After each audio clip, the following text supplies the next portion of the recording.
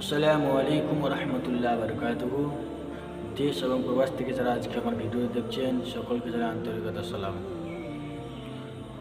আপনারা সকলে জানেন সামনে আমাদের কুরবানি। আসুন কুরবানি বিষয়ে কয়েকটি মশালা বয়ান করব। আপনারা যেটি আপনাদের খুবই দরকারি মশালা, যেগুলো আপনাদের সকলকে জানা দরকার, একান্ত জরুরি, সেগুলি মশালা আপনাদের সম্মুখে আজকে আমি বয়ান করব।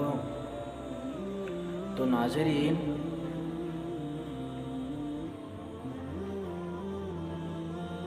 কেউ যদি কুরবানি করার সৌভাগ্য পেতে চায় তাহলে করবে কি? মুসলিম শরীফ, তিরমিজি শরীফ, নাসাই শরীফ, ইবনে মাজাহ শরীফ, আমির মুমিনিনা উম্মে সালমা রাদিয়াল্লাহু তাআলা আনহা হতে হাদিস কানা বর্ণিত, রাসূল পাক সাল্লাল্লাহু তাআলা আলাইহি ওয়াসাল্লাম বলেছেন যে যারা যখন জিলহিজ্জার চাঁদ উঠবে, জিলহিজ্জার চাঁদ ওঠা থেকে নিয়ে 10 জিলহিজ্জা পর্যন্ত কেউ যদি নিজের নখ, নিজের চুল, নিজের মশ, নিজের বগলের রুম বা নাভির নিচের রুম কাটা থেকে বিরত থাকে, 10 জিলহিজ্জা পর্যন্ত যদি না কাটে তাহলে সেই ব্যক্তি কুরবানির স্বভাব পাবে। সুবহানাল্লাহ। তো আমি সেই দিকে যাচ্ছি না। কুরবানির দুই একটা মশালা যেটা সকলকে জানা দরকার। আমাদের সর্বপ্রথমে জানার দরকার কুরবানি কার প্রতি ওয়াজিব। কুরবানি তো তার প্রতি ওয়াজিব যে সাহেবে নিসাব, মানে যে মালিকের নিসাব।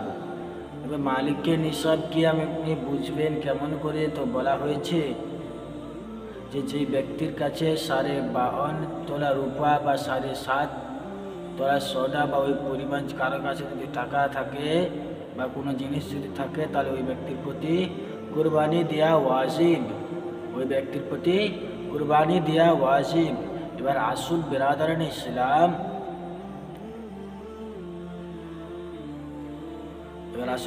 ইসলাম, কোনো ব্যক্তি মালিকের নিসাব রয়েছে, সে নিজের নামে কুরবানি না করে অন্য জনের নামে কুরবানি করছে, যেরকম মার নামে, বাবার নামে, দাদার নামে, দাদির নামে, ছেলের নামে, স্ত্রীর নামে, এখানে কুরবানি হবে কি না? তো বিরাদারান ইসলাম, জেনার নামে কুরবানি দিল ওর নামে তো কুরবানি হয়ে যাবে, কিন্তু সেই মালিকের নিসাব নিজের নামে কুরবানি দিল না, সে কিন্তু আপনার গুনাহগার হয়ে যাবে। তাই বলবো যারা এই ভুলটি করছে যে মালিকের নিসাব তিনি নিজের নামে কুরবানি দিবেন, যেন নিজে গুনাহ থেকে বাঁচতে পারেন। আর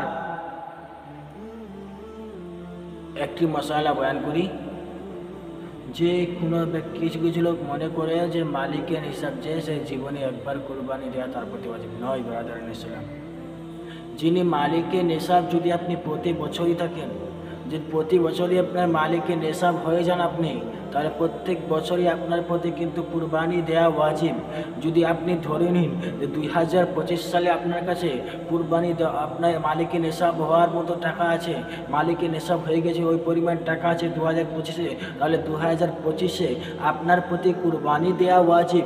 আর 2026-এ যদি ওই পরিমাণ যদি টাকা আপনার কাছে না থাকে তাহলে কুরবানি দেওয়া আপনার প্রতি ওয়াজিব নয়।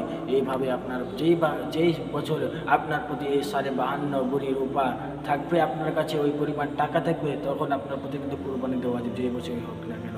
আশা করি আপনারা বুঝতে পেরেছেন। আর যদি বুঝতে না পারেন আমার মোবাইল নাম্বারে ফোন লাগাবেন, ইনশাআল্লাহ আজিজ আপনাদের প্রশ্নকে আমি উত্তর দেওয়ার যদি চেষ্টা করব। আসসালামু আলাইকুম।